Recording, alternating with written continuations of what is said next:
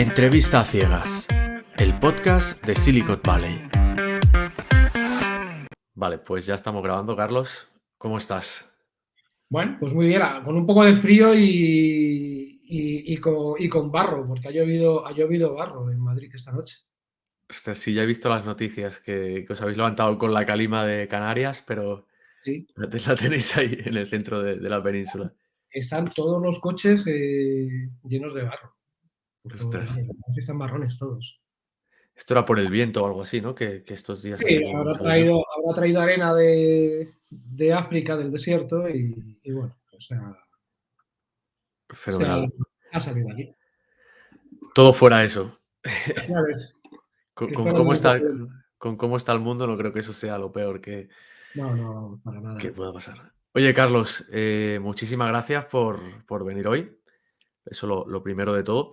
El objetivo de esta charla entre compañeros es un poco saber de tu trayectoria y saber un poco cómo has llegado hasta donde estás hoy en día.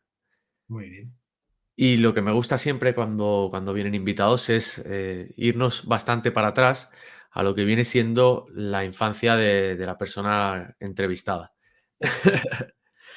Me Bueno, causa curiosidad siempre saber cómo erais de niños. O sea, en tu caso, cuéntame un poco cómo era la versión niño de Carlos.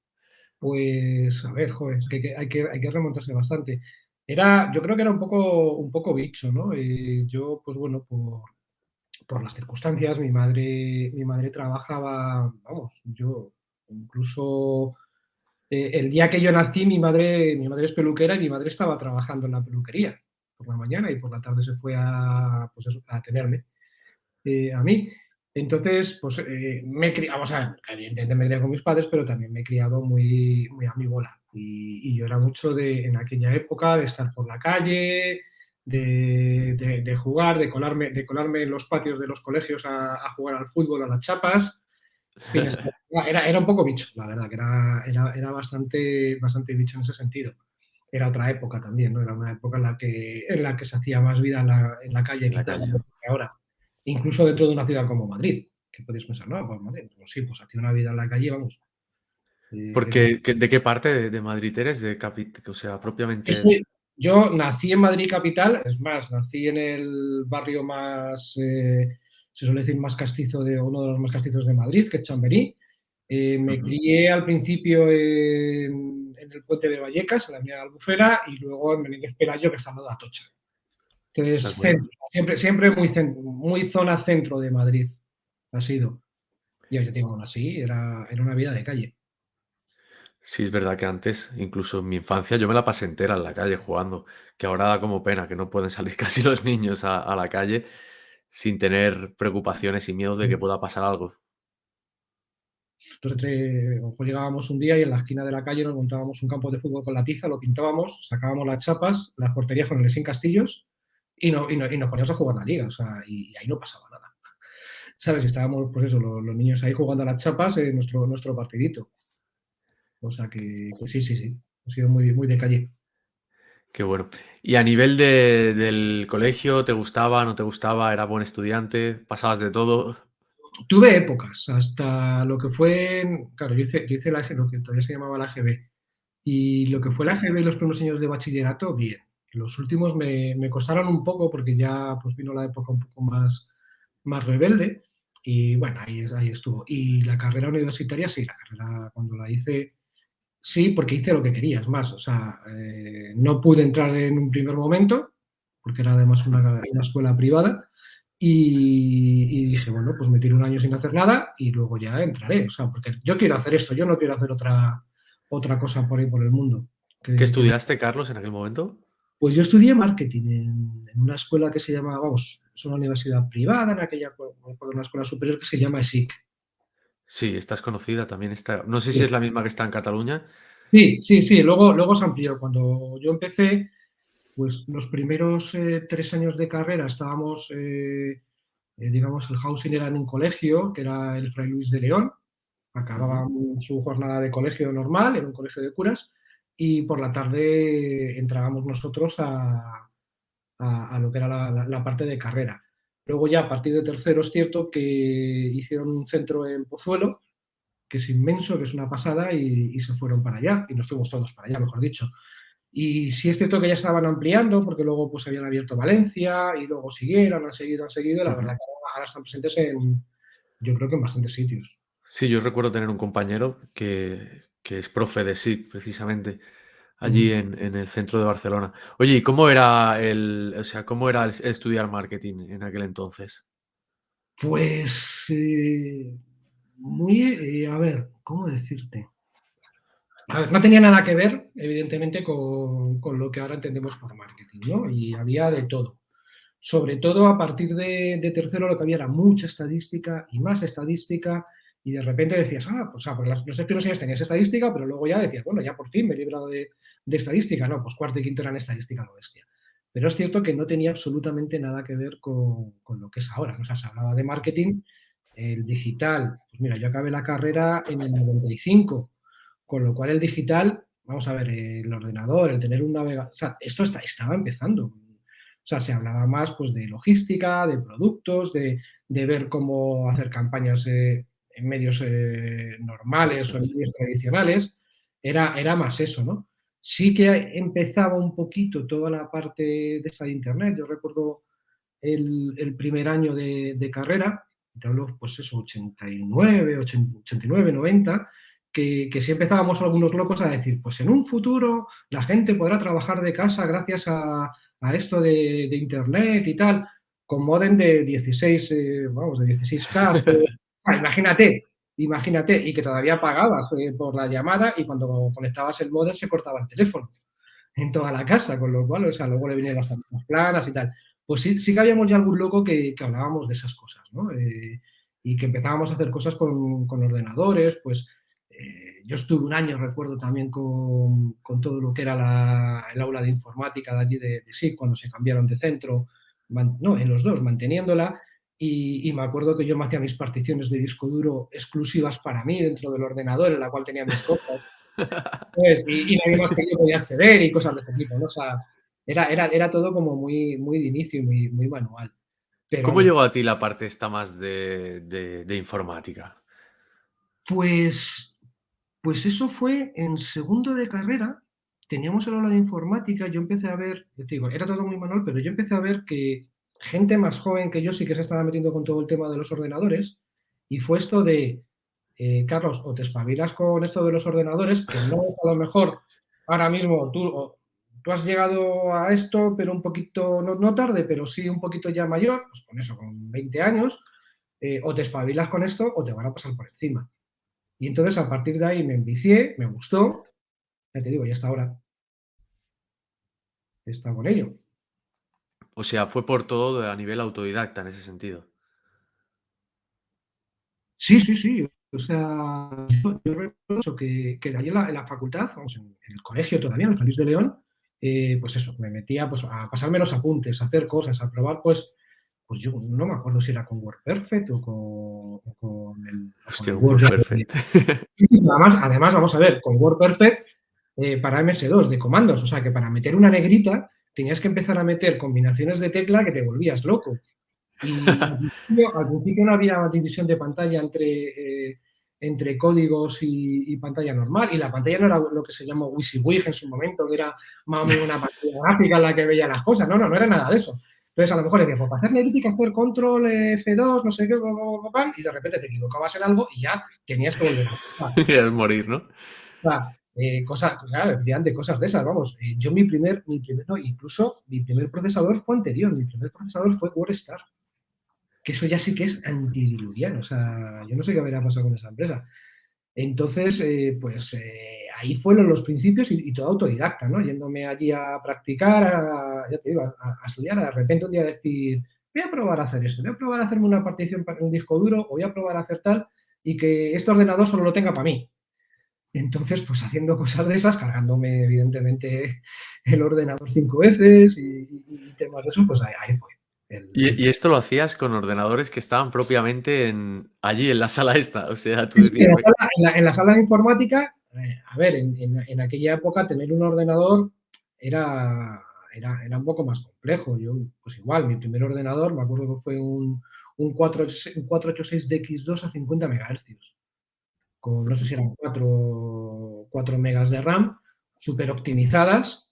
Los 600 primeros, o sea, te digo, esto son cosas de laburo, ¿no? Pero los No, está bien, primeros, está bien. claro, los primeros 640K eran los importantes porque era donde se cargaba todo y el resto era la memoria que se utilizaba de intercambio y no sé qué. Entonces tenías que andar por ahí con programas y con BAT optimizando el arranque para que el MS2 y el Windows ocuparan lo mínimo de los 640K esos iniciales. Entonces, pues todo, ya te digo, todo con eso. O sea, Ahora con- entiendo por qué eres tan de medir las cosas. A ti te viene de serie, te viene de base. eh, me vino, no, me vino, fíjate, me vino después. O de Me la vino estadística, quizás te viene. Sí, me vino un poco de la estadística, pero me vino después. A ver, yo soy o sea, lo reconozco, soy un caos. Soy muy caótico, las cosas, soy también tiendo mucho a procrastinar y demás. O sea, soy mucho de no, luego, o lo he sido. Pero claro, llegó un momento en el que fui consciente de eso, de, oye, esto no puede ser.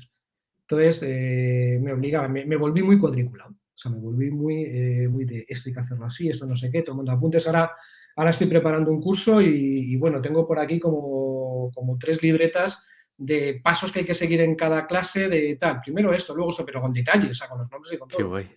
¿Sabes? Entonces, pero porque sabía que yo era muy caótico en ese sentido. Entonces, pues dije, hay que ponerle remedio. Muy bien.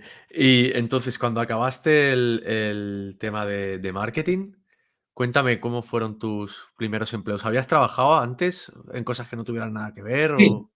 sí, yo, bueno, pues estuve haciendo cositas, justo con la carrera, o los primeros años de carrera, trabajé de mensajero porque me quería comprar una moto y dije, pues bueno, pues esto, y salió esto por una amistad y me puse a trabajar y trabajaba de mensajero. Pues, bueno, pues tenía la moto, pagaba la moto con lo que trabajaba y tenía un dinero para hacer cosas. Luego, pues bueno, también hice cosillas por ahí. Y justo el final de carrera fue también como muy cachondo. A mí me coincidió el último año de carrera con el servicio militar. Yo Hostia, no me digas. sí, sí, le había estado atrasando, había dicho, bueno, ya, lo clásico, ¿no? A ver si me libro, a ver si no sé qué, pero llegó un momento en el que me dijeron, chaval, que ya, que te tienes que venir. No hice mala mili, o sea, reconozco que no hice mala mili, pero bueno, me coincidió y me coincidió el primer mes de quinto año de carrera, me coincidió con que estaba empezando con lo que era el acuartelamiento. Yo tuve que ir a Cáceres 3 meses y luego ya me vine a Madrid. Entonces, el primer mes me lo perdí. Y cuando llegué a clase, pues me encontré con que estaban todos los grupos ya formados para hacer trabajos para todas las asignaturas, porque en todas las asignaturas había que presentar un trabajo de fin digamos, de carrera, de fin de proyecto, de fin de curso, y estaban todos. Entonces, pues bueno, en algunos me acoplé, pero hubo algunos que me quedé solo. Y dije, bueno, pues que había uno que era hacer un plan de marketing de un lanzamiento de producto desde el principio hasta el fin. Y dije, pues lo voy a hacer, en serio, dije, lo voy a hacer de Windows NT4. En aquella época no me acuerdo, tenía un nombre clave, no me acuerdo cómo se llamaba, no sé, tenía un nombre de algún país o de alguna cosa oriental, de Arabia o de algo de eso, no me acuerdo el nombre que tenía Windows NT4. Entonces, ese estaba solo y como no encontraba mucha información porque el producto no salía, se retrasó, no me corté un pelo, cogí el teléfono, llamé a Microsoft y dije, quiero hablar con el jefe de productos de NT4. Y a raíz de todo eso surgió la oportunidad de entrar como becario en Microsoft. Ah, qué bueno. Fue al final de carrera. Entonces, pues me intentaron un poquito, no, ¿por qué no te vienes? No, es que estoy haciendo la mili, tío, es que no me da la vida para tanto. Hostia, la La mili, el último mili, año de carrera y la en carrera Microsoft. y de becario en Microsoft, digo, no puede ser, o sea, no hay horas. Pero cuando acabé, o sea, una de las veces que le tuve que llamar para decir, oye, que no me mandas información, me dijo, ¿has acabado la mili, no? Digo, sí. Y dice, vale, ¿cuándo te vienes para acá? Y digo, pues, cuando quieras. ¿Esto dónde era? ¿Dónde era? Microsoft, en Madrid, en Tres Cantos. Allí había una sede de Microsoft. Allí es donde estaban las oficinas de Microsoft España, ahora están en Pozuelo, en la finca. Pero Ujú. en aquella época estaban en Tres Cantos. ¿Y Y entonces cómo fue? ¿Entraste? entré, el segundo día me sentaron en una reunión con la directora general de Intel para sacarle 5 millones de pesetas, porque poner una diapositiva y en un roadshow que íbamos a hacer por toda España presentando Windows NT4 al canal y porque pudieran soltar todos los folletos y todo el papel que quisieran para la documentación que se entregaba dentro del roadshow. Eso fue el segundo día y la reunión duró pues, como media hora y la tía no puso ningún problema. Dijo, 5 millones, bueno, está bien, sí, vale, no te preocupes. O sea, te hablo de 5 millones, pues fíjate, del 96. Era una pasta en aquella Madre época. mía, qué barbaridad. Y eso, y al mes y pico, mi tutor o mi jefe, que era el jefe de producto de NT4, se marchó, se dice, me voy unos días de vacaciones. Digo, vale, pues ¿qué hacemos? Dice, nada, te quedas en mi puesto, toma mi ordenador, mi correo, me haces al correo y toma todo. Y tú contestas. Yo, vale. Y dice, sabes que soy el becario, ¿no? Dice, sí, sí. O sea, esos fueron mis 3 primeros meses. A partir de ahí me ofrecieron un puesto para llevar una sala de demos y me tiré 3 años. O sea, muy, muy divertido. O sea, aquello ¿En qué fueron. consistía esto de la sala de demos? Pues tenían un espacio cuyo objetivo era, en colaboración con el canal de distribución, con las empresas que vendían, porque Microsoft realmente no vendía producto a consumidor final, lo vendían distribuidores, pues en colaboración con ellos y con otros departamentos dentro de Microsoft, programar eventos de preventa. Es decir, llegaba un distribuidor que decía, yo soy especialista en correo electrónico, en Exchange, y quiero tantear a ciertos clientes para poderles instalar el correo electrónico en aquella época, claro, lo tenías en tu casa, ¿no? Pues quiero programar para ver si consigo venderles un proyecto de Exchange, de correo electrónico. Bueno, pues se organizaba todo, se preparaba, boom, y al final eso se fructificaba en un evento que había un día en el que se hacía una demo, se enseñaba, etcétera. Y yo era el responsable de la sala en la que se iba a hacer eso y tenía que coordinar pues, con departamentos y con los partners, tenía que coordinar pues, todo lo que era la organización de ese evento y la organización de ese día. O sea, es lo que te iba a decir, eras como un director de eventos de toda esa parte. Sí, sí, lo que pasa que muy focalizado en un espacio que era el espacio que ponía Microsoft a disposición de los partners y del resto de empresas para hacer eso. O sea, yo no, a ver, luego sí, salí a hacer cosas y sí, por ejemplo, colaboraba, mi departamento, el departamento de marketing y eventos, colaboraba con, cuando tenían SIMO, pues yo bloqueaba mi agenda y me iba a ayudar a preparar el SIMO y estaba en el stand de SIMO y todo eso, ¿no? Pero en general, digamos que mi puesto era dentro de esa sala que Qué teníamos. bueno. Y tras pasar esta época, ¿qué hiciste? Pues cuando acabé yo tenía un poco el gusanillo de la parte más técnica y estuve un año y pico en un partner, en un distribuidor de Microsoft, como director de sistemas, migrando todo, o sea, desde los sistemas operativos, el correo electrónico, las bases de datos, los servidores, todo, los puestos que tenía cada uno dentro de su desktop, eh, desde lo que tenían, que eran herramientas creo recordar que en aquella época tenían, pues sí, NT351, NT4, las versiones antiguas, ¿no? Pues migrar todo eso a plataforma Windows 2000, SQL 2000, o sea, todo lo que era la nueva generación de Microsoft. Y eso fue un año y pico. Ostras, ¿y esto cómo lo lograbais? ¿Tú dirigías un equipo o? Yo dirigía un equipo, había un equipo de 4 personas. Yo era, digamos, el director de sistemas, planificaba todo, preparaba todo.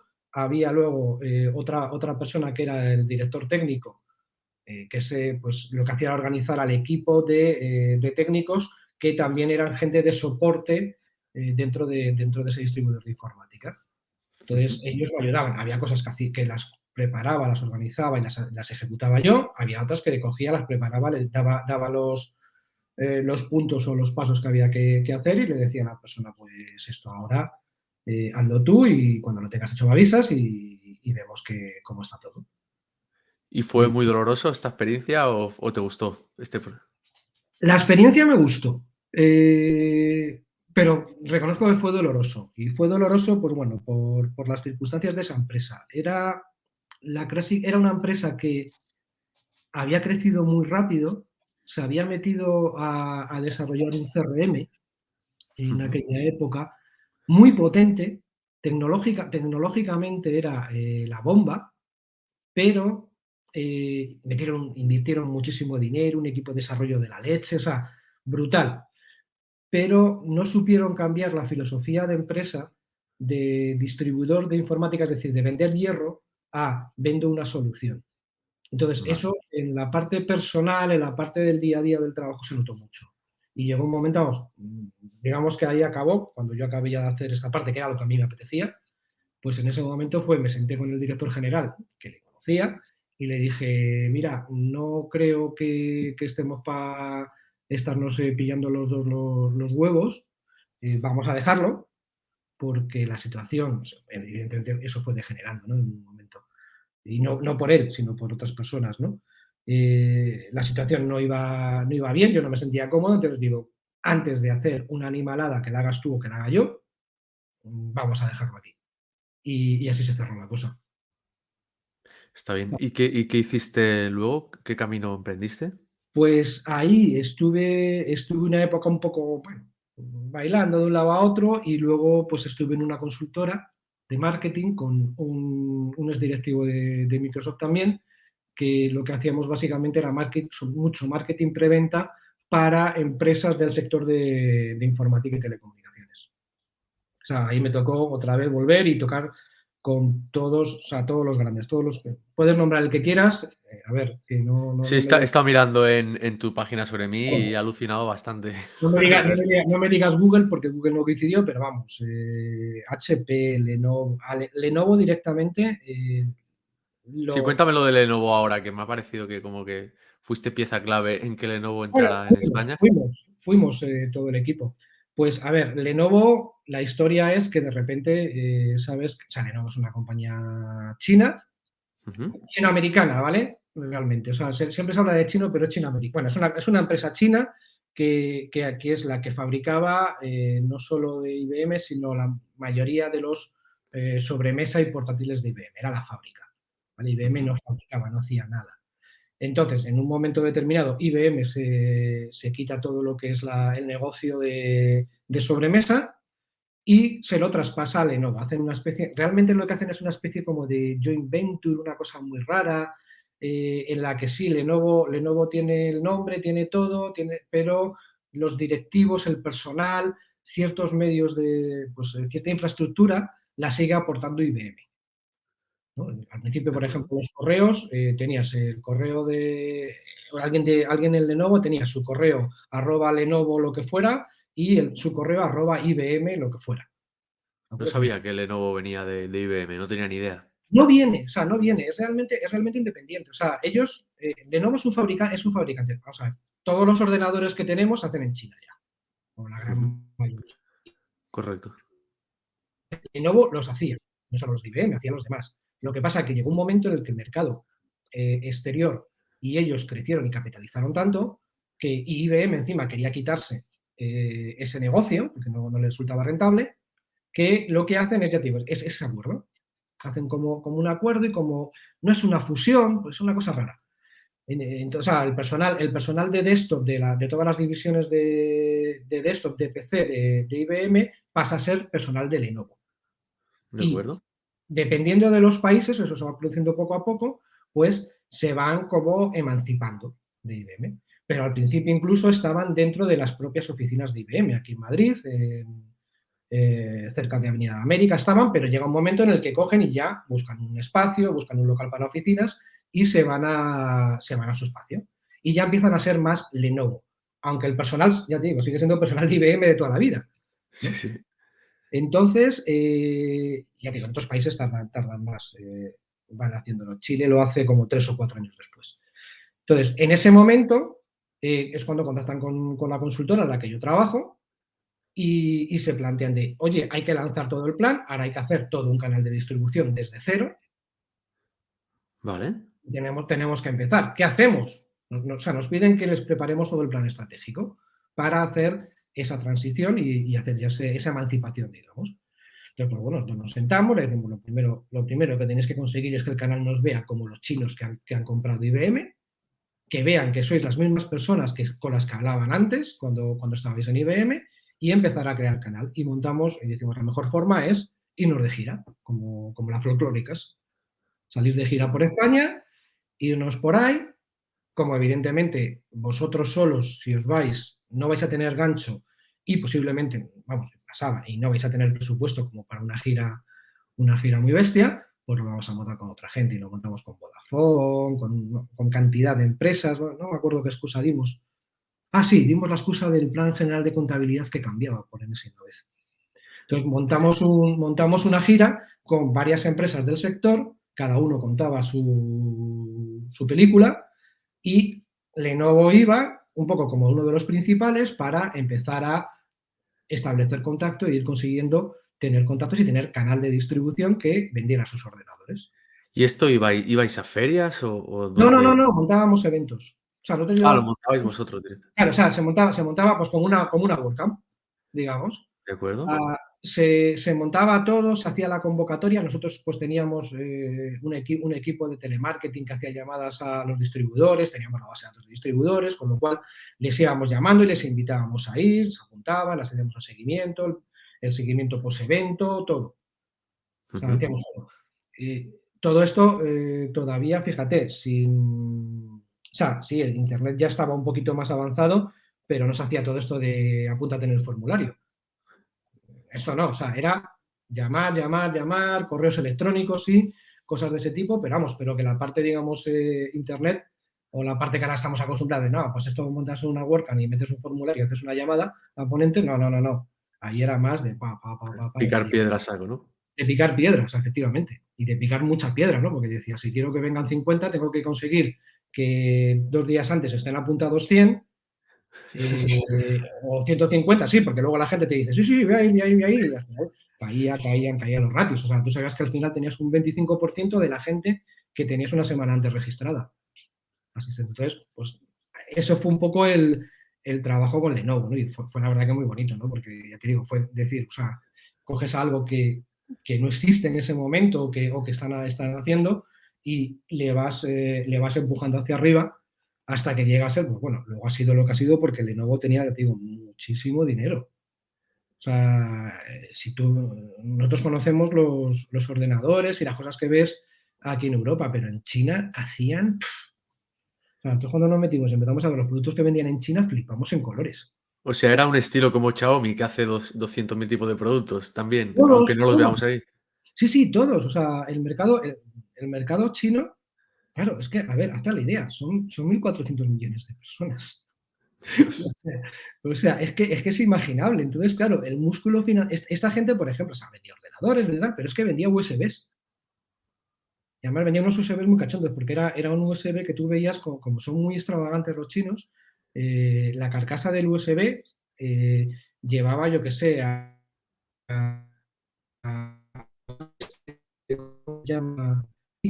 Y cosas de ese tipo, y el fondo en rosa y cosas de ese. O sea, porque son así de extravagantes, pues de esos vendían, y nos contaban que vendían como churros. Decía, claro, con 1.400 millones de chinos, a ver, ¿quién no se compra un USB? Dices, pues claro, un USB, dicen, pues Ya un ves. USB no se saca mucho. Y dices, no, no se saca mucho, pero si tienes 1.400 millones de tíos a los que vender un USB, con que les vendas a un 10%, estás vendiendo a 140 millones. O sea, ¿qué empresa vende 140 Total. millones de algo? Dices, vamos, ni de coña. O sea, entonces, Hostias, claro, qué bueno. tenían un músculo financiero brutal. O sea, brutal. Y por eso están con donde están ahora. O sea, eso es claro. Qué guay. ¿Y qué hiciste después de esto? ¿En qué momento dejaste, digamos, otra vez la parte de consultoría de Sí, marketing al uso? pues a los 8 o 9 años ya llegó un momento en el que ya, o sea, yo cuando entré ahí me molaba mucho porque cambiaba de cliente, hacía una cosa, hacía otra, pero ya llegó un momento en el que fue como de, joder, esto ya, yo ya de aquí ya no aprendo nada. Y a los 8 o 9 años monté con un amigo, ya llevábamos tiempo preparándolo, montamos un club cultural. Este ya sí que era más internet, este sí que era todo, vamos, estaba todo basado en una web. Entonces, la idea de esto era que teníamos acuerdos con los teatros, con los museos, con los cines, con todo lo que era algo de cultura dentro de Madrid Capital. Teníamos un acuerdo y lo que hacíamos es que montamos, fíjate, sin saberlo, un membership site en el cual la gente pagaba le dábamos una tarjetita, que se hacía socio, pagaba al año muy poco, ¿ves? Como no sabíamos que esto de los membership site, la cagamos y metimos un precio baratísimo, que eran, no sé si eran 30, 40, 50 euros al año lo que pagaba la gente. Y entonces, con esos 50 euros al año, tenían, todas las semanas les proponíamos 10 actividades a las que se podían apuntar, algunas gratis, otras con descuentos pues, de un 60%, y íbamos haciendo eso. Y aparte ellos podían ir cuando quisieran pues, a esos museos, o a esos teatros, o a esos cines, y tenían pues, regalías, ¿no? O sea, tenían cosas que o les salía más barato, o si ibas al cine te regalaban las palomitas y la Coca-Cola, y Jo, qué encima, pasada. pagabas como el día del espectador, o sea, cosas de ese tipo, ¿no? Hacíamos locuras de esas. ¿Y esto Y y esto qué llevabais cada uno en este proyecto? O sea, o quién os creó la plataforma? ¿La creasteis vosotros o? no, la plataforma nos la creó un chaval que, bueno, pues era como se suele decir, el informático, y tengo que buscar algún día con qué, porque no fue con WordPress, eso te lo digo, Ya me imagino que no, pero pero podría y debería de haber sido. a Fue día con de un... hoy quizás sí. Sí, sí, sí, no, no, lo tengo claro. Es que fue con un CMS muy raro que tendría, o sea, digamos que la idea y la forma de montarlo era muy parecido a WordPress, ¿no? Pues formularios y demás, quizás más formularios que un WordPress normal, o sea, más tipo una CF. Pero no recuerdo, tendría que buscarlo el nombre, nos la creó él. O sea, Vale. ya en O sea, aquella la época. plataforma os la crearon y el tema de ir captando todos los comercios, locales, actividades, ¿cómo lo hacíais? Eso lo hicimos previo al lanzamiento. Contábamos luego también con Radio Madrid, que era la cadena SER, o sea, la emisora, y con el departamento de nuevos negocios del grupo Prisa. Qué Entonces bueno. contábamos con el músculo de ellos también nos ayudaron, teníamos un par de personas que nos echaban una mano, no eran solo nuestros, o sea, estaban ahí, nos echaban una mano. Y a partir de eso, pues hacer ruido en la radio, hacer ruido en medios y empezar a trabajar y mucho boca a boca. Fue surgiendo. Entonces, pues nosotros, ¿qué hacía yo? ¿Qué nos encargábamos cada uno? Eso es la duda que De tengo. ¿Qué hacíais? todo, de todo. O sea, los 6 primeros meses fueron de estar metido en casa 16 horas diarias de lunes a domingo trabajando. O sea, Bestia. brutal. O sea, los 6 primeros, pero igual, o sea, muy divertido. O sea, no lo veas como una queja, al contrario. O sea, yo me lo pasé como un enano esos 6 primeros meses, ¿no? Porque estabas, pues eso, llamadas y tal. De vez en cuando nos reuníamos en casa de mi socio, la novia nos hacía la comida, estábamos todo el día allí, comíamos, la novia también estaba metida en... El proyecto. Era la única un poco especializada, porque era la que tenía que hacer físicamente las tarjetas que enviábamos, que era como una tarjeta de crédito. Tenía una máquina tipo bacaladera, pero que era para hacer tarjetas. Y entonces ella hacía las tarjetas, las preparaba, las ensobraba y se las enviaba por correo postal al Buenísimo. socio. O sea, al socio digamos, del membership, ¿no? Y mi socio y yo lo que hacíamos era todo. Hasta ir a los eventos, recibir a la gente, llevarlas si un viernes había que ir al Thyssen a ver una exposición, una visita guiada a una exposición, uno de los dos estaba allí, recibía a todos, pasaba lista, se acercaba, iba al tal, y lo único que no hacíamos era la visita guiada, porque eso lo hacían los propios, digamos, la gente que tiene el museo, ¿no? Hostia, pero claro, tuvo que ser muy divertido a nivel cultural, ¿no? O sea, en cuanto a Eso fue la bomba. actividades, Ah, qué ahí no guay. parábamos. Es que hicimos verdaderas, vamos, virguerías. Ahí, o sea, de repente en un verano nos llega un productor teatral que iban a estrenar una obra y estaban haciendo los ensayos. Entonces querían hacer 2 días antes del estreno, querían hacer un ensayo con público. Y nos Ujú. dice, ¿os atrevéis o sea, podríais vosotros llegar a meternos a 500 personas en un teatro? Y decimos, sujétame la caña. Y le metimos a 500 personas gratis en un teatro al preestreno de la obra. Vamos, Qué preestreno, guay. al ensayo general de la obra. Y como esas, montamos muy, muy gordas. O sea, Conciertos también y todo eso. no, conciertos fue lo que nos faltó. ¿Ves? Ahí, Vale. ahí no llegamos. Ya hubiera sido, sí que fuimos a uno, pero porque nos invitaron, porque ya nos conocían, pero no llegamos a tener así conciertos a lo bestia. O sea, era un proyecto parecido a este que tienen el Alex Martínez Vidal de Teatro Barcelona o Teatro Madrid, o algo así, Bueno, ¿la idea? la idea, bueno, parecido en cuanto que va a tema cultural. Lo que pasa que lo de Alex, yo creo que es más bien un ticketing. O sea, él más bien vende, Ah, sí, es verdad, vende no es cosas. membership, correcto. No, no, y claro, y vende entradas. Nosotros no, o sea, nosotros era, oye, tú si te haces socio, vas a recibir todas las semanas 10 propuestas, vas a tener multitud de cosas, ¿no? En la web, pero todas las semanas vas a recibir 10 propuestas culturales para que te puedas apuntar a ellas, en las que ya te digo, las que vas a poder hacer cosas que normalmente no harías.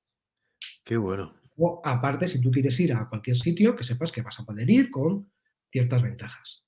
¿Y esta idea cómo surgió? Me causa curiosidad saber cómo nació. Uf, pues viene de muchas partes.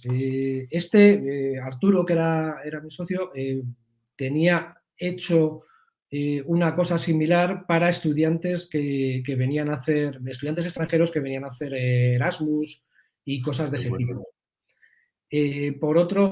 Eso por un lado. Yo por otro lado andaba metido en unas historias de organizar fiestas para singles y cosas de estas. Ostras, Y qué bueno. ahí fue donde nos conocimos, en una fiesta.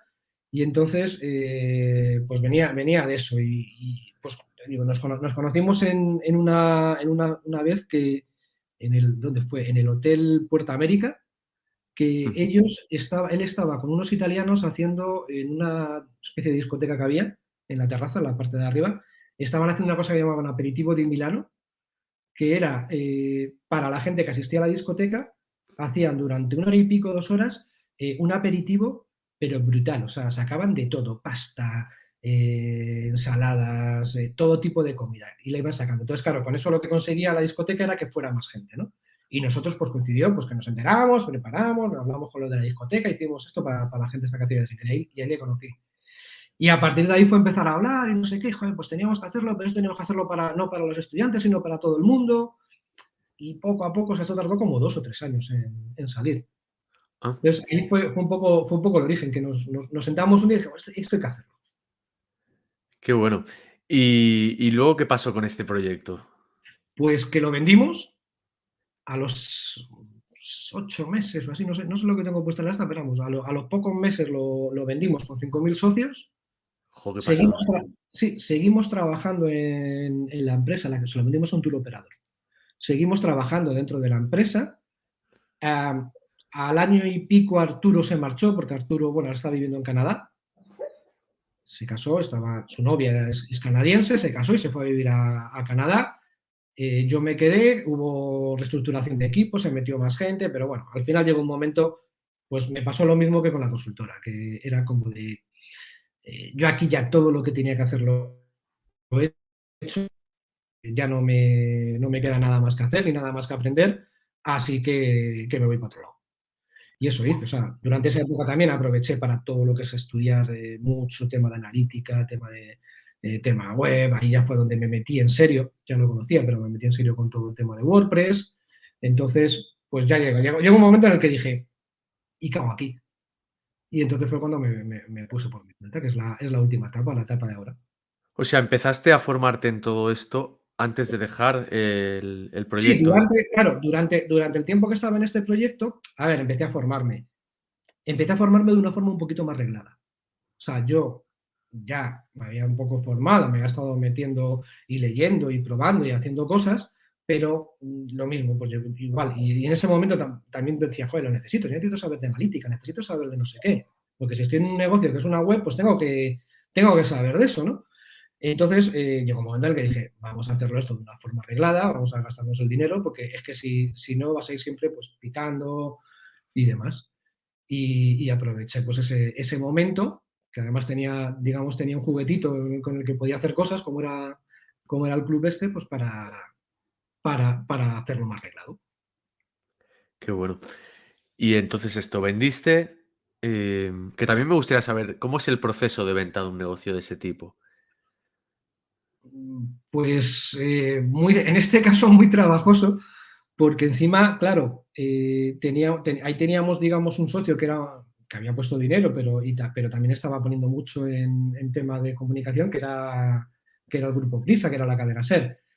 Entonces, pues no, muy trabajoso, o sea, muchas reuniones, el ir viendo y pues aparte de que llegues a acuerdo con cifras, porque luego esté de acuerdo el socio, que esté de acuerdo en que las cantidades de porcentajes un poco de negocio van a quedar claras, también los beneficios y los ingresos, o sea, muy trabajoso la verdad fue. Pero bueno, no. Y erais 3 socios, tu compañero, Grupo Prisa y tú. Exacto. Jolín, tener de socio a Grupo Prisa no debe estar mal, o no lo sé cómo debe ser a nivel del No día a es día, malo, no es malo, lo que pasa que, bueno, que a veces había sus rocecillos, ¿no? Con ellos, ujú, porque claro, ellos tenían unos intereses, eso es claro, claro, y nosotros teníamos otros, y cuando entró este nuevo, digamos, el este tour comprador, operador. este tour operador, pues él iba por otro lado. Entonces, pues bueno, nosotros al final, como quedamos un poco como, entre comillas, como empleados, ¿no? Cuando todo esto ya se hizo, eh, pues teníamos que estar un poco, digamos, mediando y entre unos y otros y demás, pero bueno, la verdad que eso forma parte de cualquier negocio, o sea, no. Sí, sí, total, sea quien seas. Cada uno al final, si hay socios, cada uno mira por sus intereses, Claro, o sea, sea nosotros como al eso sea. final, digamos, un poco por cerrar en la negociación, Sí, nuestro interés era, primero, que eso siguiera vivo y que eso siguiera adelante y que tuviera más recursos. Luego, pues en un medio plazo, con medio, no sé, de un año y pico, nosotros asegurarnos que íbamos a estar ahí, o sea, que no nos iban a decir, imagínate, a los 3 meses, ahora vais a vuestra casa, sino garantizar que íbamos a seguir ahí y luego pues que todos los socios pues estuvieran bien integrados y que todo fuera bien. O sea, ese fue muy bien, nuestra labor en la negociación, básicamente. muy bien. Entonces dejaste esto, vendiste, bueno, estuviste un tiempo trabajando más, Ujú. sentiste que ya no crecías más y entonces, ya te había formado en temas de analítica, en temas de WordPress incluso me dices que ya conociste, Sí, ¿y el siguiente paso ya fue ser freelance? freelance completamente. O sea, el salto fue pues, antes del verano decir me quiero ir y el 1 de septiembre estar en mi casa para empezar a trabajar, pues yo creo que dándome de alta la cuenta en Google, vamos, en el servicio de correo de Google de pago y todo esto. O sea, fue tal que así. Y ya con un par de proyectos que eran hacer un par de webs con mi socio, el de Canadá. Ya no era mi Ujú. socio, pero bueno, estaba en Canadá, que me llamó y me dijo que tenía dos clientes que querían hacer una web y hacer Querían las dos. hacerla desde cero y era Desde crearla. cero. Bueno, sí, no, los dos desde cero. O sea, uno desde cero, cero, cero, o sea, no tenía nada, que era un sastre que alquilaba trajes para eventos y cosas, y el otro era una empresa de seguridad que tenía una web, pero bueno, cuando la veías decías, ¿esta que se le hicieron en los 70 o algo así? O sea, era horrible. Entonces, vale, lo que tienes no sirve absolutamente de nada. O sea, me van a servir los textos por hacerme un poco la idea y la estructura, pero vamos a partir de cero. Y así empezó. Así ¿Y empezó un poco. cómo trabajabas en aquel entonces con WordPress? ¿Siguiendo qué metodología implementabas? ¿Utilizabas, no sé si había page builders en ese momento? No, no, Page Builder no utilizaba. Pues mira, en aquella época yo ya andaba muy metido con los cursos de Joan, Ujú. con lo cual, pues está claro con qué tiré, con Genesis y con un tema, con un child de Genesis, retocándolo un poquito, haciéndole alguna cosa, pero haciéndosela a base de tocar código y cosas de esas. Builder nunca me gustaron. O sea, probé un par de veces, vi un par de cosas con Builder antes de todo eso y dije, no, esto no es mío. No, no me Mejor. gusta, no me gusta. Es como todo, Sí, ¿no? sí, Hay sí, sí, gente está claro. que se manejará muy bien y sabrá mucho de Elementor y cosas de esas, que no existía. O sea, en aquella Ujú. época tenías Avada, Divi y VP Bakery, yo creo. Exacto, sí. El VP Bakery, bueno, el Visual Composer, ¿no? Que se llamaba en O aquel Visual momento. Composer, sí. Entonces fue básicamente, o sea, las dos webs fueron en plan eso, o sea, retocándolo mucho, viendo Tremendo. Y cómo. eran clientes canadienses, ¿no? Realmente, de tu compañero que estaba allí. Sí, sí, eran canadienses. Entonces yo contactaba, o sea, mi enlace directo era este chico. Ujú. Yo con los clientes hablé alguna vez y me comuniqué alguna vez, pero las menos. Lo hacía sobre todo con él. Él me traspasaba lo que quería, yo le decía cómo entendía que se debía de hacer y en cuanto me daba lo que me liaba con ello. ¿Y cómo llegó a tu vida todo el tema de bueno, ya me has comentado el tema de la analítica, ya te empezó a interesar mucho, pero sobre todo el tema de Google Tag Manager, que sé que estás metidísimo. Yo no sé si en España hay alguien más metido que tú en el tema, pero Sí, me sí, no, no, extrañaría. sí, sí. Tienes gente muy metida en ello. Yo soy uno más. Pues esto vino cuando estaba haciendo llamaban el máster, el posgrado de analítica y de inbound, que, pues bueno, pues de repente más o menos ya lo conocía un poco, pero ahí me empecé a descubrir más a fondo Tag Manager y me pareció un inventaco. Dije, hostias, esto mola. ¿Puedes explicar qué es el Tag Manager para quien lo esté escuchando? Que no suele ser tan común saber qué es, como el Vale, Analytics. pues a ver, Tag Manager es, por un lado, un gestor de etiquetas, que lo dice su propio nombre, ¿no? Ujú. Pero realmente es una herramienta para gestionar e inyectar código en un sitio web. O sea, sí, código, en general. O sea, lo que se Sí, pretende sí, correcto, sí. sería básicamente eso.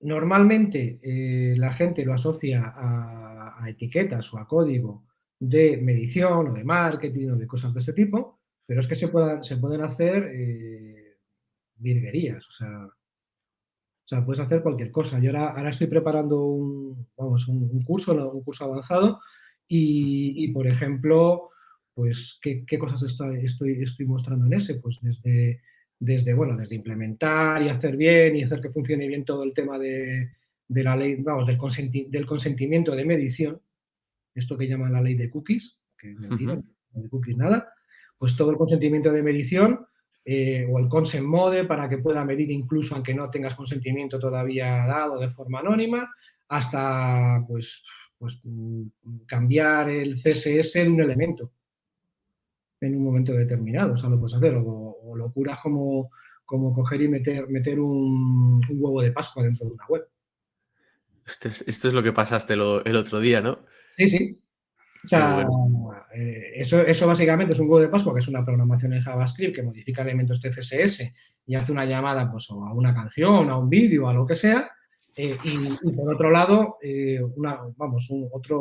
otra pequeña programación que lo que hace es capturar cuando el usuario hace cierta combinación de teclas, que es lo que hace un huevo de Pascua.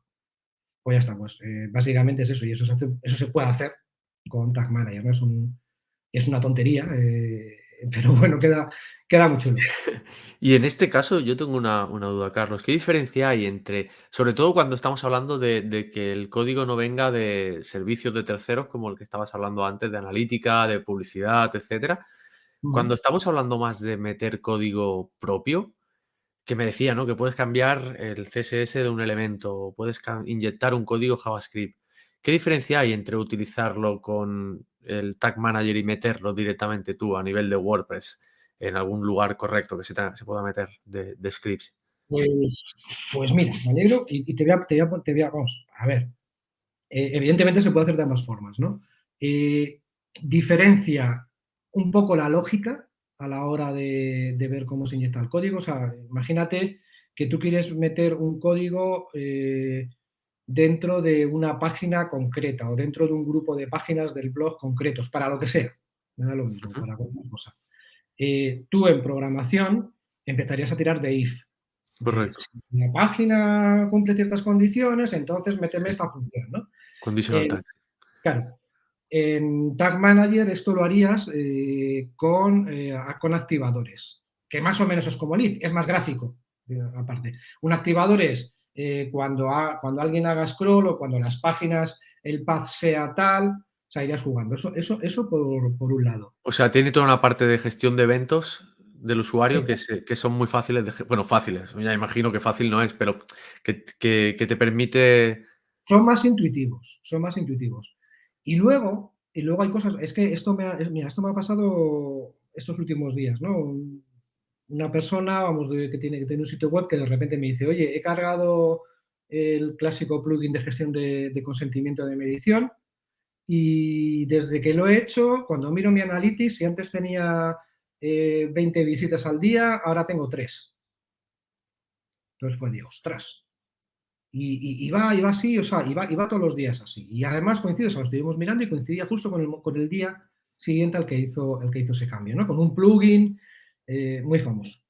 Entonces empezamos a revisar, a ver y decir, pues a ver si es que la gente no está aceptando, a ver qué es lo que está ocurriendo.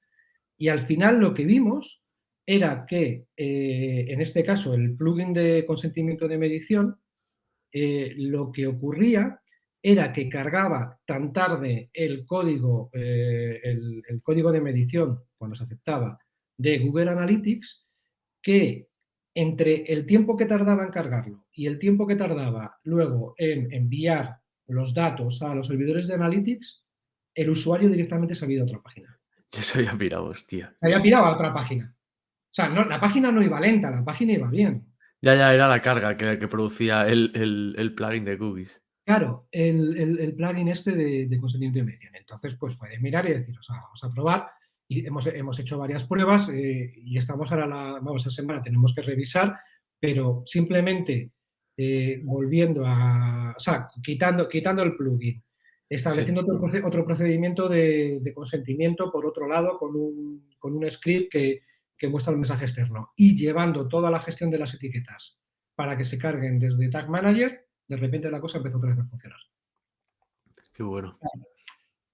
No siempre va a ser así, pero bueno, pero es cierto que muchas veces en programación y demás nos liamos a hacer cosas y no terminamos quizás de ver todo el proceso, ¿no? Porque está muy bien que una web cargue rápido, pero si yo cargo un plugin de medición, o sea, un script de medición, lo que quiero es medir. Y si porque la cosa vaya lenta, o sea, por muy rápida que vaya mi web, si de repente el este no envía los datos rápido, pues podemos tener un problema. Claro. Pierde todo Entonces, el sentido, sí. ya te digo, tienes cosas de esas y que luego, por mucho que se empeñen, pues los servidores ¿qué quieres que te diga? Los servidores de Google siempre serán mucho más rápidos que muchos servidores que te puedas encontrar por ahí a la hora de hacer consultas, traer datos y demás. Claro, totalmente. Oye, Carlos, estamos llegando al final de la entrevista y me gustaría que nos explicaras cómo pueden contratarte y toda la gama de servicios que ofreces hoy en día. Bueno, pues a ver, contratarme, pues la forma más fácil es contactarme a través de mi web, que es carlosmdh. Ujú. Punto. .es. Pero Vale. vamos, si pones Carlos MDH en Google, no creo que aparezca mucha más gente, ¿eh? Creo que no. Y luego mis servicios, pues sobre todo últimamente más centrado en todo lo que sería implementación de analítica, creación de informes o dashboard, cosas de este tipo de temas de analítica y más allá implementación de etiquetado. Vale, o sea, de todo el tema de Google Tag Manager Ahora, te refieres, ¿no? Pues, efectivamente. Bueno, normalmente Google Tag Manager, puede haber algún caso que no, ¿eh? O sea, puede haber algún caso que a lo mejor te diga, oye, pues mira, no te vale la pena Google Tag Manager, vamos a hacer un etiquetado con GTAF, porque son 3 cosas lo que quieres hacer. Depende. Y algo menos, todo lo que sería la parte, últimamente lo he ido aparcando un poco, pero vamos, algo sigo teniendo, toda la parte de WordPress. Y también, se me olvidaba, y lo que es la gestión, que por eso me lié con la analítica, todo lo que es la gestión de campañas en Google Ads.